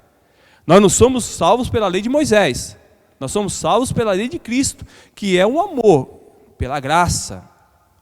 Mas essa graça não nos dá essa liberdade para vivermos fazendo e praticando os desejos, a concupiscência da nossa carne. Só que nós somos sujeitos, sim, ao erro. Sujeitos. E o apóstolo Paulo fala, aqui no capítulo 6, que se algum irmão foi surpreendido em alguma falta, como é que nós temos que tratar esse irmão? Com amor. E ele fala com amor e mansidão, um fruto do Espírito, a qual o professor leu. Mansidão, olha só. Irmãos, versículo 1. Se algum homem chegar a ser surpreendido em alguma ofensa, alguma falta, algum pecado, algum erro, vós que sois espirituais, encaminhai o tal com espírito de mansidão, olhando por ti mesmo, para que não sejas também tentado. Vamos lá. Surpreendido, o crente não é para viver no pecado, nem se conformar com o pecado, nem gostar do pecado. O crente tem que odiar o pecado, como Deus odeia. O pecado tem que fazer muito mal. Se acaso nós praticamos ou pratiquemos algum pecado, nós devemos nos sentir muito mal. Se não sentimos nenhum mal, e se tudo está normal, Deus perdoa mesmo, que alguns falam, Deus perdoa mesmo, o perdão de Deus é infinito, e não há um sentimento de pesar, de tristeza, é porque o Espírito Santo não habita nessa vida, não habita. Não tenho nenhuma restrição em dizer que se a pessoa peca e se sente bem com esse pecado, ou se a pessoa ela não tem um sentimento de pesar, de arrependimento, é porque o Espírito Santo não habita nela. Porque se o Espírito Santo habita, há uma tristeza, há um pesar. E ela não pega essa lei de Cristo que é pelo amor e pega essa liberdade com libertinagem, ou para dar vazão à carne, aos desejos, à concupiscência, os desejos desenfreados da nossa carne, que é a nossa natureza humana. Mas se o irmão, então, dando essa explicação, caiu e foi surpreendido no pecado, quem que deve de tratar desses irmãos? Não é qualquer crente. Não é qualquer crente. Porque nós vamos ver 3 tipos de pessoas que a Bíblia nos ensina, que o apóstolo Paulo também passa para nós. 3 tipos de pessoas. E quem que é que deve de cuidar dessa pessoa que caiu no erro, que de repente foi surpreendido no pecado? Não é qualquer tipo de crente. Olha o 3 tipos de pessoas. O apóstolo Paulo vai falar aqui no versículo 1, ó. Vós que sois espirituais. Olha aí, ele fala assim, vós que sois espirituais. Surpreendeu alguém no erro. Vós que sois espirituais. Olha só, quem que deve de cuidar dessa pessoa que foi surpreendida no erro? Os espirituais. Então, 3 tipos de pessoas para nós entendermos. Mas pastor, todo mundo que é crente não é espiritual? Não. Não. É crente. Foi salvo pela graça. E eu gosto sempre de repetir, né, irmãos, para nunca esquecer desse versículo. Porque pela graça sois salvos, mediante a fé. Isso não vem de vós, é um dom de Deus. Não vem de obras para que ninguém se glorie. Efésios capítulo 2, verso 8 e 9. Só que foi salvo pela graça, mas não desenvolveu, não está cheio do Espírito Santo de Deus. E se não desenvolveu, não está cheio do Espírito Santo de Deus, não tem condições de cuidar daquele que foi surpreendido num erro, num pecado. Que ele pode ser até tentado, o apóstolo Paulo fala, toma muito cuidado para vocês também não serem o quê? Tentado, o que quer dizer aqui? Pode ser tentado pelo pecado daquela pessoa. Ele não está em condições de exortar com mansidão, qual é o fruto do Espírito, com mansidão, com amor, aquele que foi surpreendido no pecado. E ele também é sujeito a até pecar também. Eu já contei essa ilustração aqui, eu preciso renovar minha ilustração, né? mas é válido dessa lição. O O rapaz queria se suicidar, e ele estava no viaduto, que eu vou me matar, e fazendo aquela cena toda, aí um rapaz, não é todo mundo lá, não se mata não se joga, tal. Aí um rapaz pediu, olha, faz o seguinte, já que você quer se matar, tudo bem, mas me dá 5 minutos para eu conversar com você. E depois, se você ainda quiser e não mudar de opinião, você pode se matar, você pode se jogar daí. E ele concordou. E essa pessoa subiu até lá, no viaduto onde essa pessoa estava lá querendo se jogar, e começaram a conversar. No final, os dois se jogaram lá de cima. O que aconteceu? Ao invés de estar preparado para conversar e exortar, ou até mesmo aconselhar ele a não fazer aquilo, o outro convenceu ele de que a vida não servia para nada mais. E ele falou, é verdade. Então os dois se jogaram lá de cima. O apóstolo Paulo deixa bem claro isso aqui, a vocês que são espirituais, vai com o espírito de mansidão, olhando por ti mesmo, para que não sejais também tentado ao mesmo eu, ao pecado.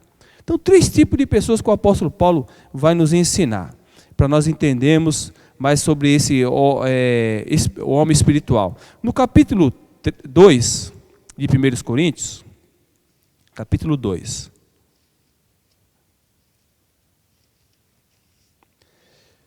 Capítulo 2 de 1 Coríntios, do verso de número 14, vai falar do tipo de homem.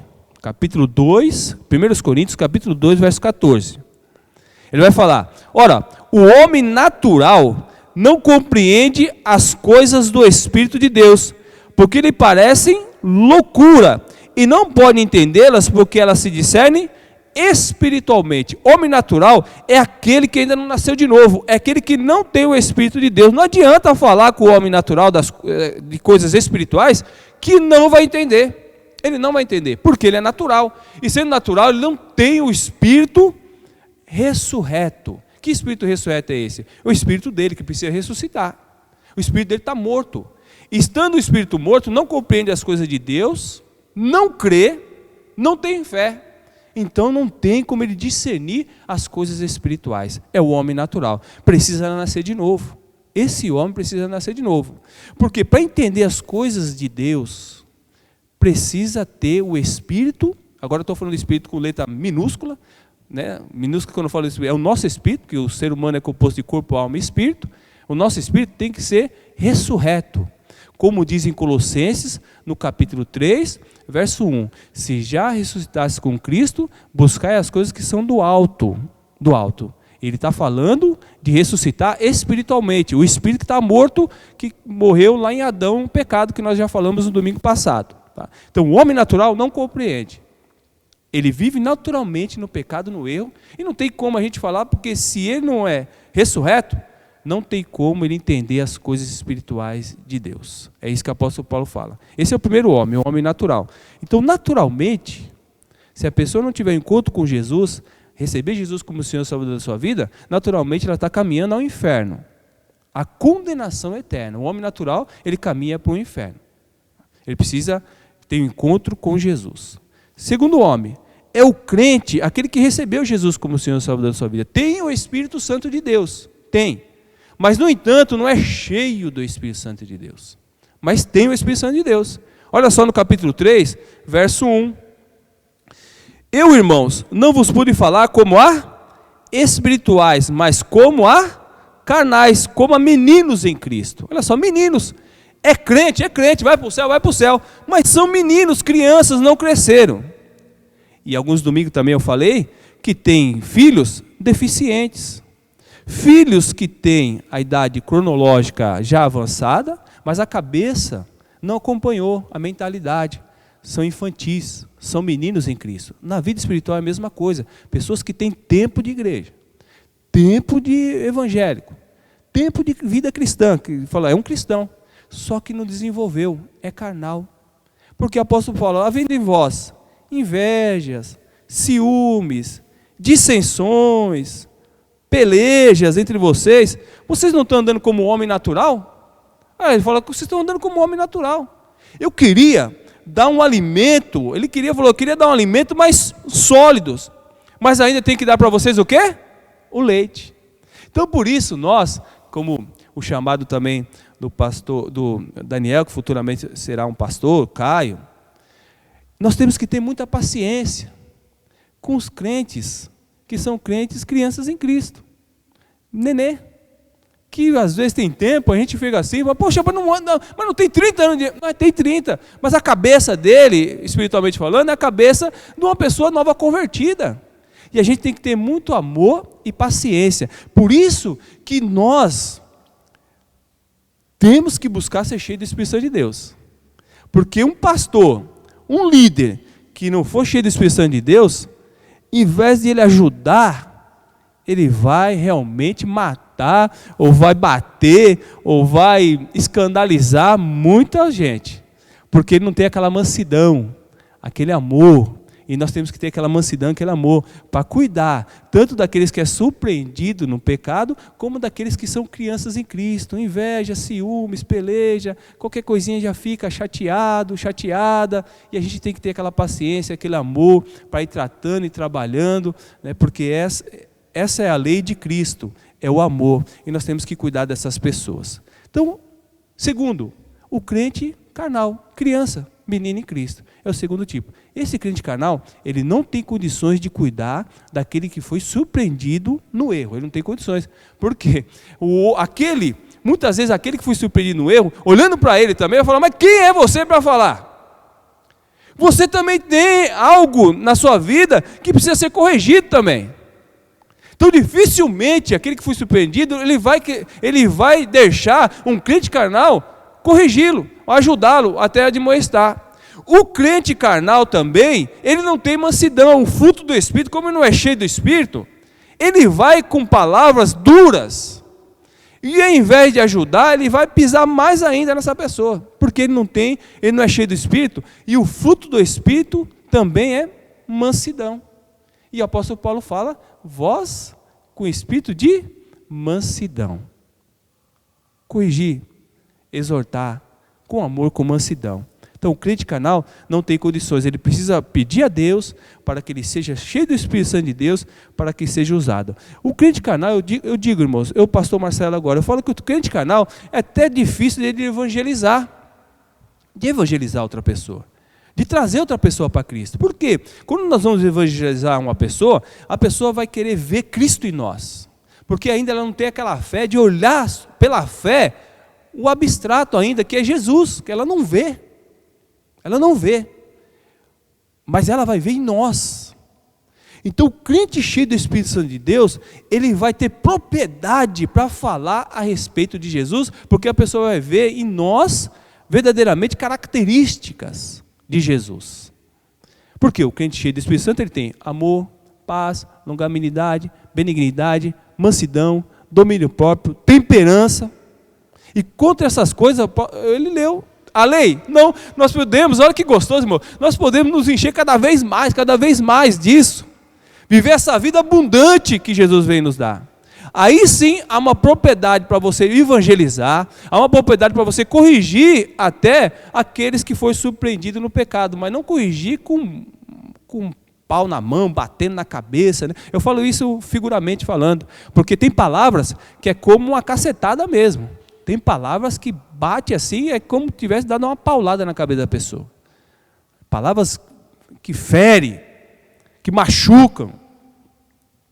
Mas o crente do Espírito Santo de Deus, ele vai mostrar, e a pessoa vai ver, e vai falar, se conscientizar, falou, realmente eu preciso mudar, eu preciso melhorar, obrigado meu irmão, porque você veio com amor, você veio aqui me exortar, você veio aqui me corrigir-me, mas com amor, com mansidão, muito obrigado. Vai até agradecer, mas tem que ser cheio do Espírito Santo de Deus.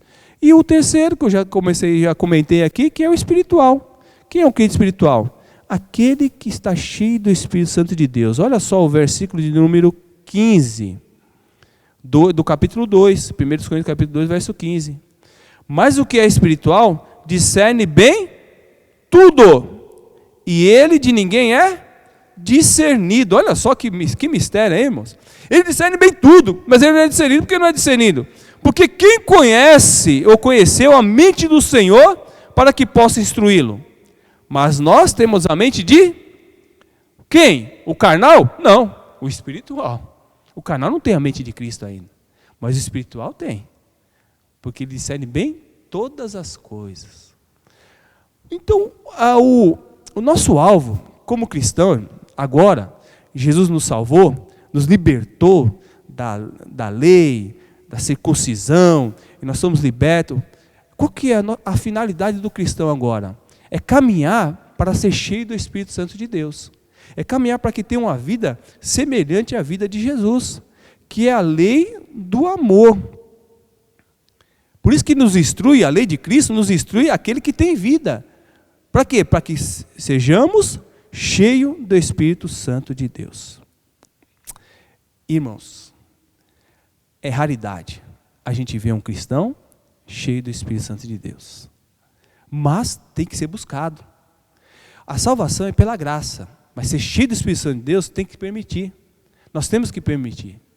Porque se nós não buscarmos, se não quisermos, não seremos cheios do Espírito Santo de Deus e teremos uma vida espiritual mendiga, fraca, fria. E não é isso que Deus nos quer. Deus nos quer dar riqueza.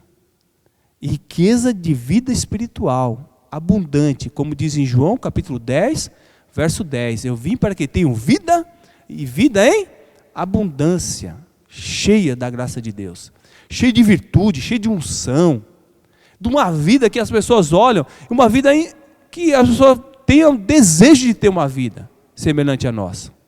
Porque as pessoas que olhavam para Jesus, a não ser aqueles que rejeitavam, mesmo que não queriam, que ele teve muitos, alguns se fizeram inimigo dele, não ele inimigo dessas pessoas, né? Alguns se fizeram inimigo dele, mas aqueles que não, admiravam a vida de Jesus, queriam ser como Jesus, queriam imitar Jesus. O apóstolo Paulo mesmo, esse homem que escreveu tantas cartas, que a gente está estudando tanto sobre ele mesmo falou, sede meus imitadores como eu sou de Cristo. Olha, imitava Cristo. Imitava Cristo. E é assim que nós temos que imitarmos a Cristo. Muito bem. 6 tipos de homens, guarde bem. O homem natural não tem o Espírito de Deus, então não adianta. Ele não vai discernir as coisas espirituais, não adianta. E a gente, muitas vezes, quando vamos pregar para a pessoa, nós temos que ir na unção do Espírito Santo. Por quê? Aquele homem natural, se o Espírito Santo não iluminar, ele dá lugar para o Espírito Santo iluminar, ele não vai entender nada. Pelo contrário, ele vai até brigar com a gente, vai achar ruim. Às vezes a gente vai perder até uma amizade, humanamente falando, porque ele é natural e a gente quer colocar coisas espirituais na cabeça do natural. Se não for pelo Espírito Santo de Deus, ele não abrir o coração, não vai entender nada. Pelo contrário, vai ter até inimizade. O crente carnal, que é um menino em Cristo, que depende de nós, de que nós nos convertemos e temos que buscar, crescer, desenvolver a nossa salvação, crescer. E o espiritual, que é o que Deus intenta para cada um de nós, que cada um de nós sejamos homens e mulheres espirituais. Você pode, meu irmão e minha irmã, você é espiritual? É cheio do Espírito Santo de Deus? O fruto do Espírito é abundante na sua vida? Isso não você falando. As pessoas veem isso em você? Porque às vezes eu falo, eu sou cheio do Espírito Santo. E alguns pensam que ser cheio do Espírito Santo é gritar, falar alto, gesticular, pular, sapatear. Não, isso aí é manifestações, né? Pode ser manifestações do Espírito, vamos dizer assim. E tem pessoas que têm um dom, mas não é cheio do Espírito Santo de Deus.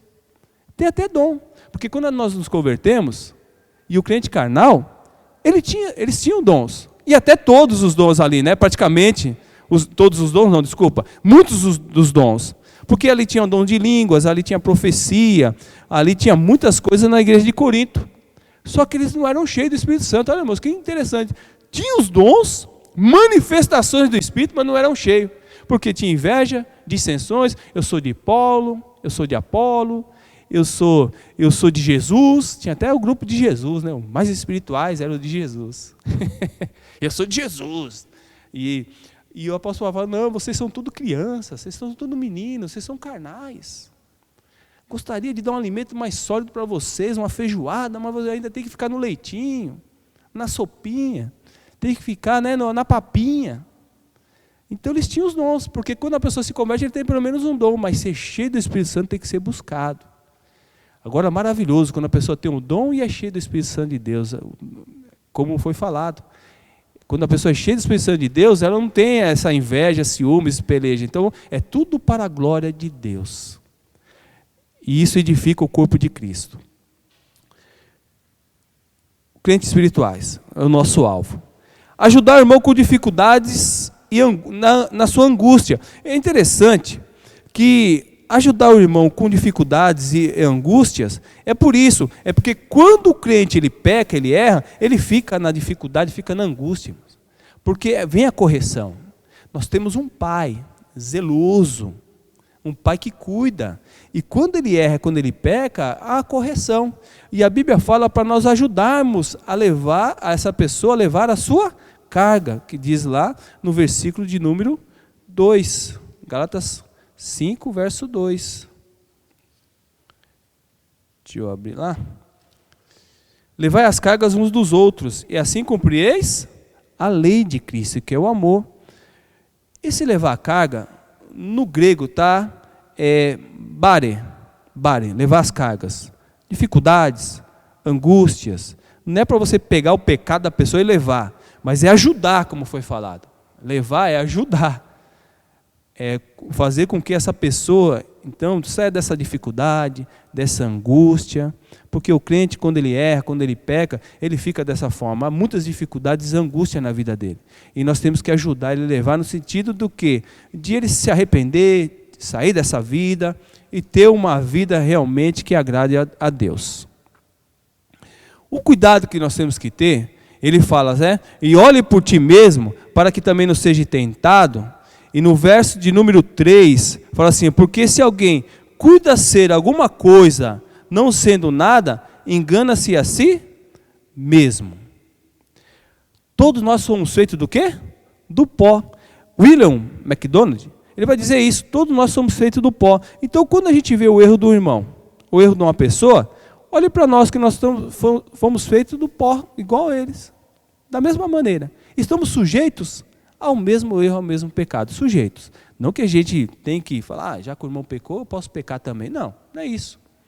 É no sentido do quê? De reconhecer que não somos melhores em nada. É a graça e a misericórdia de Deus que nos mantém de pé. E poderia acontecer comigo, poderia acontecer. Mas se eu estou de pé, eu tenho que ajudar meu irmão a se reerguer e ficar em pé também, estender as mãos. Já viu aquela pessoa quando... E tem pessoas que é assim, né? Quando a pessoa cai, ao invés de ela ajudar, o que ela faz? Sorri da queda do outro, dá risada. A pessoa caiu. Tem gente que cai e já fica preocupado, quebrou alguma coisa, você vai lá estender as mãos, vai levantar. Outro fica sorrindo. A pessoa toma aquele tombo. Mas depois que vai ver, se machucou. De repente a pessoa está sorrindo, ela começa a chorar. Ih, acho que foi sério mesmo, olha lá. Se machucou, não. Na vida espiritual é a mesma coisa. Tem gente quando cai, o outro vai ficar sorrindo. Tem outro que vai levantar. Por que o outro vai ficar sorrindo? Ele se autopromove com isso. Há pessoas que se promovem com o fracasso do outro. É isso que o apóstolo Paulo vai falar no versículo de número 4. Mas prove cada um a sua própria obra e terá glória só em si mesmo e não no outro. Ele se promove com a queda do outro. Ah, pelo menos eu não sou tão assim, mas pelo menos eu não fiz o que o outro fez. Eu não faço o que o outro está fazendo. E acaba se promovendo com o fracasso do outro. E o apóstolo Paulo deixa bem claro que nós devemos nos alegrarmos com o nosso trabalho e não com o fracasso dos outros. O que é se alegrar? Não é se gloriar. Mas como o Daniel falou, se nós estamos no centro da vontade de Deus, fazendo a vontade de Deus, se a pessoa vê Cristo em nós e fala assim, olha, você verdadeiramente é um homem de Deus, uma mulher de Deus, isso tem que nos alegrar, irmãos. Por que a gente vai ficar triste? Isso não é vanglória, é a confirmação de que você está no centro da vontade de Deus e mostrando Cristo ao mundo. Se você faz alguma coisa, a pessoa fala, você é um homem de Deus, você é uma mulher de Deus, e você realmente é uma bênção. Você é uma bênção na minha vida. Olha que você é tão importante para mim. Você tem que se alegrar com isso. Não dizer, irmão, não elogia não, que elogia do diabo. Tem gente que fala isso, elogia do diabo. Eu não quero elogio. Não. É uma confirmação que o outro está vendo Deus na sua vida. O que não pode é você mesmo falar sobre as suas virtudes. Você mesmo falar. E ninguém está vendo, ninguém está falando sobre as suas virtudes. Isso não. Eu sou isso, aquilo, sou honesto, aquilo. Mas quem falou que você é honesto? Você mesmo está falando? E os outros? Está vendo essa honestidade? Está vendo que você é uma pessoa íntegra, reta? É os outros que têm que dar testemunho de nós. E quando os outros dão testemunho de nós, isso é motivo de você se alegrar sim, se alegre no Senhor. Senhor, eu quero cada vez mais melhorar, mostrar Cristo a este mundo. E eu estou no centro da tua vontade. Teve um patrão do meu irmão, falecido meu irmão Kleber, que uma vez ele comentou, o Kleber comentando comigo, o patrão falou assim, olha, eu quero falar com um crente, mas um crente, não é esses que tem aqui não. Esses para mim não são crentes, mas eu quero conversar com um crente. E meu irmão falou isso para mim, eu falei, puxa, que tristeza, né? Numa firma grande que você trabalha, e ele procurar um crente, não encontrar um crente na firma, ele trabalha, porque ele via a conduta dos seus empregados lá. Ele falou, eu quero um crente, conversar com um crente. É uma vergonha, né, irmãos? Porque onde nós trabalhamos, nós passamos, as pessoas têm que ver, eu quero conversar com um crente, e aqui tem um crente. E é aquele crente que eu quero conversar. É com ele que eu quero falar. Então temos que dar esse testemunho, das pessoas nos ver como verdadeiramente crentes, cristãos em Cristo Jesus. E podemos nos alegar com isso. Último tópico. Nosso comparecimento ao tribunal de Cristo. Porque parece um contraponto o versículo 5 e o 2, né? Porque o 2 fala, levai as cargas uns dos outros. Já no 5 fala, porque cada um levará a sua própria carga.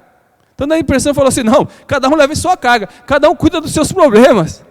Parece um contraponto, mas não é. Por isso que às vezes a gente usa algumas palavras no original, como o Daniel mesmo citou, porque no português fala de carga e carga. Ó, cada um levar a carga uns dos outros. De repente no versículo 5, porque cada um levará a sua própria carga. No versículo 5 é fortion. Fortion é fardo. Então cada um levar as cargas uns dos outros. E no versículo, para fazer essa distinção, está como fortion, que é fardo. O que é esse fardo? Está dizendo que cada um de nós vamos comparecer no tribunal de Cristo com nossas obras. Com as nossas obras. É isso que quer dizer. Ninguém vai levar a obra de ninguém no tribunal de Cristo. Cada um vai aparecer no tribunal de Cristo com as suas obras. E essas obras, se foi feita, essas obras em Cristo Jesus, em amor, verdadeiramente receberemos o galardão. Porque o tribunal de Cristo não é para condenação. As pessoas que fazem muita confusão do tribunal de Cristo com o trono branco. Porque fala trono branco, então parece que é leve a palavra trono branco. Fala assim, nós vamos comparecer no trono branco. Trono branco é para condenação. Trono branco não é para cristão, não é para o crente. Para o crente é o tribunal de Cristo. E todas as nossas obras, tudo que nós fazemos aqui, está sendo registrado. E no tribunal de Cristo, o apóstolo Paulo fala em 1 Coríntios no capítulo 3, se eu não me engano, vai falar que há obras que são de madeira, palha e feno. Não foi feito em amor, foi feito para vanglória, foi obras que realmente não serviu. Material inferior, materiais inferiores, madeira, palha, feno. E fala que vai passar como pelo fogo. O fogo aprovará. E se for madeira, palha e feno no fogo, quer dizer o quê? Vai queimar. O tal, todavia, terá prejuízo, porque não vai ter galardão. Mas, entretanto, entrará no reino dos céus, porque a salvação é pela graça. E ele fala, dá uma ilustração, será salvo como pelo fogo. E no fogo, no original, vai dizer assim, é como se tivesse um incêndio na casa, ele perdesse toda, até a sua roupa, perdesse tudo, mas para salvar a sua vida, ele tem que sair o quê? Correndo, e deixa tudo. Se a casa está em incêndio, você está dentro dessa casa, você não vai ficar procurando uma coisa e outra, não, você vai sair correndo para salvar a sua vida. Então a ilustração é essa, é como salvo pelo fogo, é nisso, sai correndo e perde, prejuízo, vai perder o galardão, mas no entanto vai entrar no reino dos céus. Agora, há obras que são joias preciosas, que são pedras preciosas. Essas pedras preciosas, com o fogo, ela permanece e até é depurada. O fogo depura ouro, prata, pedras preciosas. E ela vai ser até depurada. Esse receberá o galardão. Eu tenho uma ilustração comigo, Que tem gente que vai chegar com um caminhão naquele dia lá, de obras. Caminhão, uma carreta. E vai chegar com o peitão estufado lá, falar, eu fiz isso, eu fiz aquilo outro, eu evangelizei, eu preguei, eu fui na escola bíblica dominical, eu estava de segunda-feira, terça-feira culto nos lares, quarta-feira culto de oração, e sábado também que eu estava em todos os cultos, obras. E aí aquela carreta. Mas a carreta, quando vai tirar a lona, aí está lá o quê? Madeira, palha e feno. O fogo vai, acabou. Porque não fez em amor, fez para vanglória. E outros vão chegar com a caixinha de sapato. Caixinha de sapato. E vai chegar lá e quando abrir a caixinha de sapato é o quê? Ouro, prata, pedra preciosa que está ali. E ele vai receber o que? A sua recompensa. Porque foi feita em amor para a glória e honra de Jesus. Então aquele dia vai ser um dia de surpresa. Todavia, não é para condenação, mas é para perca ou ganho de galardão. Então a lei de Cristo, que foi bem explanado aqui, é a lei que nos ensina, a lei de Cristo nos instrui aquele que tem vida, a como vivermos. Irmãos em comunhão, como até ajudar um irmão, mas só que você tem que se conhecer. Você está cheio do Espírito Santo de Deus? Você pode realmente lidar com aquela situação? Você vai realmente ajudar, levantar esse irmão? Ou você é carnal? Carnal, não se atreva. Não vai ser bênção, nem para a sua vida e nem para a vida do outro. O apóstolo Paulo fala, toma cuidado para você também não ser tentado. Tá? E você tem que ir com o espírito de mansidão. Manso, ouvir, sentar com a pessoa, ter aquela paciência, e ter aquele caminhar com a pessoa. Então tem que ser cheio do Espírito Santo de Deus, senão não tem como. Não tem como pela carne nós fazemos essa obra, não tem como. É só pelo Espírito Santo de Deus. E até para evangelizar. Para evangelizar, meu irmão, para falar do amor de Jesus Cristo a um homem natural, você tem que estar cheio do Espírito Santo de Deus. Porque muitas vezes você vai receber afrontas, a pessoa vai com chacota, e aí tem crente que perde mesmo a estribeira, aí fala coisa que não deveria de falar, e acaba de vez de ajudar, acaba escandalizando. Que Deus nos abençoe, irmãos, que continuemos crescendo na graça e no conhecimento do Senhor, com o alvo da lei de Cristo, instruir aquele que tem vida, e que nosso propósito seja ser cheio do Espírito Santo de Deus. E quando é cheio do Espírito Santo de Deus, a liberdade que Cristo nos deu é com responsabilidade, porque a lei está dentro do nosso coração através do Espírito Santo de Deus. Então nós estamos livres. Tudo me é lícito, mas nem tudo me convém. É aquele que tem liberdade. Você tem liberdade? Mas fala para uma pessoa que tem liberdade em Cristo Jesus, olha, vamos lá no boteco agora beber? Vamos lá usar droga? Vamos lá nos prostituir? Fala para esse crente que tem liberdade, mas está cheio de Espírito Santo dele. Ele vai falar, que isso, rapaz? Isso não tem nada a ver comigo. Beber, usar drogas, prostituir. Tem liberdade. Mas o quê? Com responsabilidade. Porque a lei está no seu coração. Oremos para encerrar esse momento do culto também. Pai de amor, nós te agradecemos, ó Deus, por essa manhã maravilhosa. Obrigado, Deus, por tudo que nós aprendemos aqui. Tua palavra é maravilhosa, ela se renova a cada dia. E, Senhor, nessa liberdade que o Daniel nos passou, de que não era para se circuncidar, não era para observar a lei para a justificação, a lei de Moisés, mas a liberdade em Cristo Jesus, que é a lei de Cristo, é que nós vivamos uma vida espiritual abundante, e que o Espírito Santo é aquele que vai nos conduzir a realizarmos a tua vontade e os teus preceitos, ó Pai. Então continue nos abençoando, a ponto de buscarmos da liberdade ao Espírito Santo nos encher a cada dia. Possamos ser cheios do Espírito Santo de Deus, para ter propriedade, até para ajudar um irmão que foi surpreendido no erro, com mansidão, para ter propriedade, para falar do teu amor e as pessoas olharem para nós e ver Cristo em nós. Que nós não venhamos nos conformar com a carne, com as concupiscências, os desejos da carne. Pelo contrário, rechaçar na nossa vida e rechaçar na vida do outro, mas sempre com amor e com mansidão. Muito obrigado, Deus, porque eu saio daqui nessa manhã edificado com a tua palavra, com os teus ensinamentos, e acredito que o meu irmão na sua casa também está sendo edificado e sai também com esse ensinamento na sua vida para praticá-lo no seu dia a dia. Eu te agradeço, em nome de Jesus, amém, Senhor.